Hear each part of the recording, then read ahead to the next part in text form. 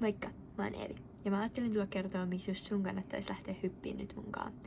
Eli en mäkään oo hyppinyt vielä paljon.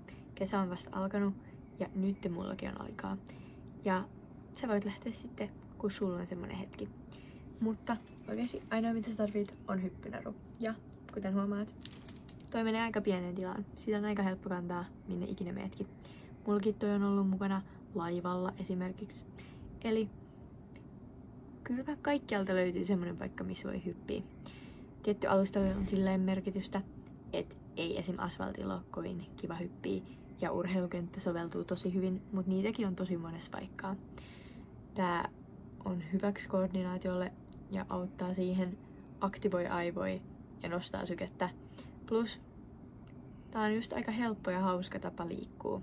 Se voi tehdä yhdessä tai yksin. Ja multa voi ottaa vinkkejä ja mallia tässä kesän aikana.